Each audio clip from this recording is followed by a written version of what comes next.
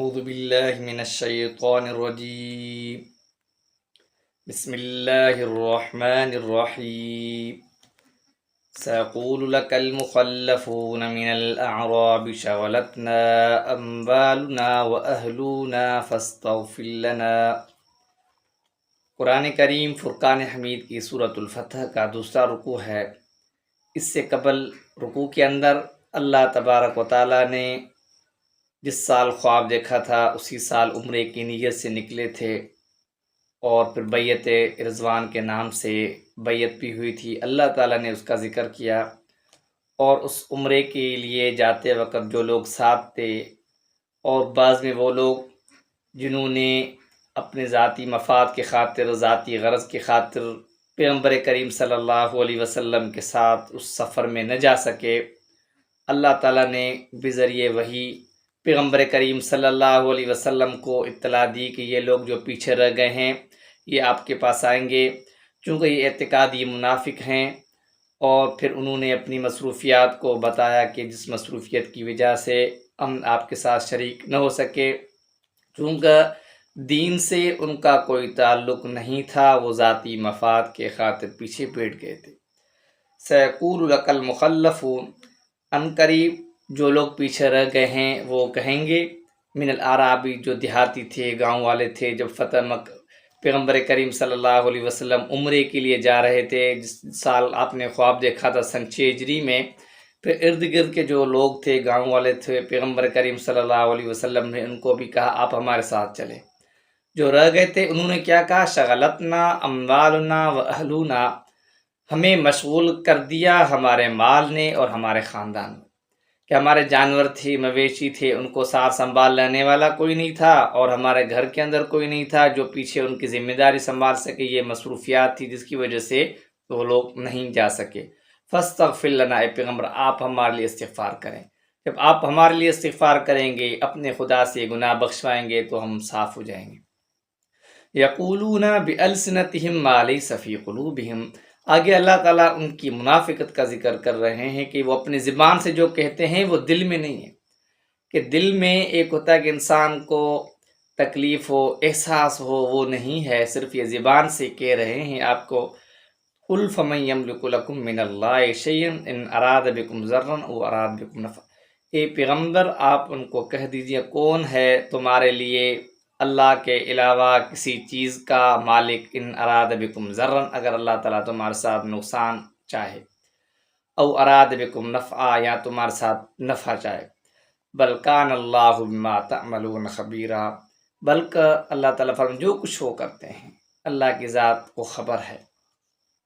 بل کان اللہ بما تعملون خبیر، جو کچھ تم عمل کرتے ہو ذاتی مفاد کی وجہ سے، دنیاوی کام کی وجہ سے، اللہ تعالیٰ کو ہر چیز کا خبر ہے۔ بل ظننتم ان لن ينقلب الرسول والمؤمنون الى اہلہم ابدا، اور یہ جو پیچھے رہ گئے ہیں ان کی نیت کیا تھی، ان کا غرض کیا تھا جس کی وجہ سے وہ لوگ نہ جا سکے، اللہ تعالیٰ نے وہ ذکر کیا ہے۔ بلکہ ان کا گمان یہ تھا کہ جب یہ پیغمبر کریم صلی اللہ علیہ وسلم اور اس کے ساتھ 1500 جو اصحاب کرام نکلے تھے، یہ واپس اپنے گھروں کو نہیں آئیں گے،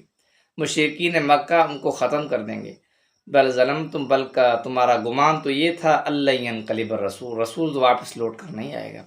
والمؤمنون الی اہلہم، اور جو ان کے ساتھ مومن ہیں وہ بھی اپنے گھروں کو واپس نہ آ سکیں گے ابداً، ہمیشہ کے لیے۔ وزین ذالک فی قلوبکم، اور یہ بات تمہارے دلوں کے جڑ پکڑ گئی، مزین کر دی گئی، اب یہ لوگ ویسے بھی جا رہے ہیں، یہ واپس تو نہیں آئیں گے۔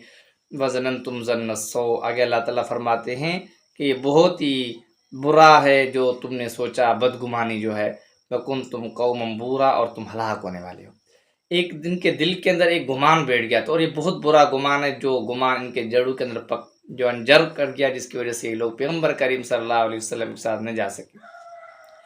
ومن لم یؤمن باللہ ورسولہ، جو اللہ اور اس کے رسول پر ایمان نہیں لاتا، فإنا اعتدنا للکافرین سعیرا، اور ہم نے ان کے لیے، ان ایسے کافروں کے لیے جہنم کی آگ تیار کر رکھی ہے۔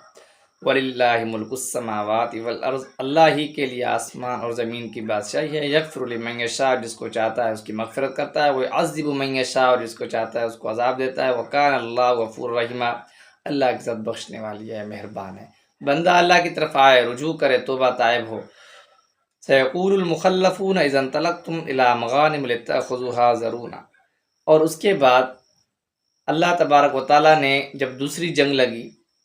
اور جس میں یہ لوگ صرف وہاں کیا تھا کہ غنیمت کا مال ملنا تھا، جس کی وجہ سے یہ لوگ پیچھے ہو لیے، تو اللہ تعالیٰ نے بذریعہ وہی پیغمبر کریم صلی اللہ علیہ وسلم کو بتا دیا، کیونکہ خیبر کا وقت تھا، وہاں پہ مال مویشی اور غنیمت کا بہت سارا مال مسلمانوں کو ملا تھا، اور ان لوگوں کی ذہنیت کیا تھی؟ صرف یہ کہ ہمیں غنیمت کا مال ملے۔ پیغمبر کریم صلی اللہ علیہ وسلم کو اللہ نے بذریعہ وہی بتا دیا کہ سیقول المخلفون، اور جو پیچھے رہ گئے تھے، اذن طلقتم الی مغانم، اور جب تم چلو گے غنیمت کے مال کو لینے کے لیے، لتأخذوها ذرونا نتبعکم، تو یہ بھی تمہاری اتباع کریں گے، تمہارا پیچھا کریں گے کہ ہمیں کیوں چھوڑ کے جا رہے ہو، ہمیں اپنے ساتھ لے کر چلو۔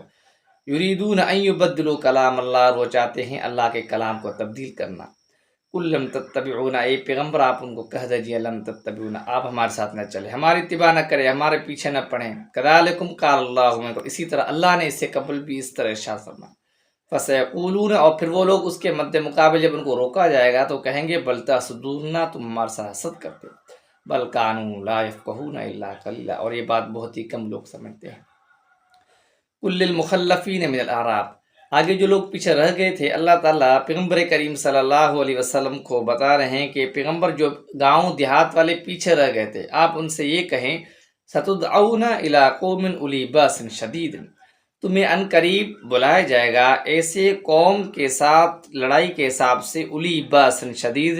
جو لڑائی کے حساب سے بہت زیادہ سخت ہے، لڑاکو ہیں، تو جب ان کے ساتھ ہماری بیس ہوگی، ان کے ساتھ ہماری لڑائی ہوگی، اس وقت ہم آپ کو بلائیں گے۔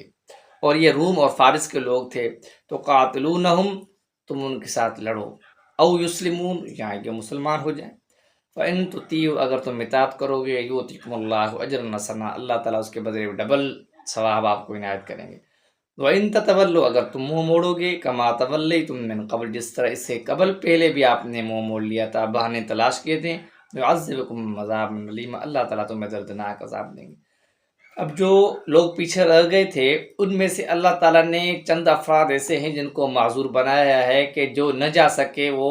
عذر کے درجے میں ہیں، اندھا ہے یا لنگڑا ہے یا بیمار ہے، تو وہ جہاد میں شریک نہیں ہو سکتا۔ لیس علی الاعمی حرج، اندھے پر کوئی گناہ نہیں ہے، ولا علی الاعرج حرج، اور لنگڑے پر بھی کوئی حرج نہیں ہے، ولا علی المریض حرج، اور مریض پر بھی کوئی حرج نہیں۔ ومن یطع اللہ ورسولہ، جو اللہ اور اس کے رسول کی اطاعت کرے گا، یدخل جنات تجری من تحت الانہار، اس کو داخل کیا جائے گا ایسی بہشت میں جس کے نیچے نہریں بہہ رہی ہوں گی۔ ومن یتولی، اور جو منہ موڑے گا، یعذبہ عذاب علیما، اور ان کو ڈالا جائے گا دردناک عذاب کے اندر۔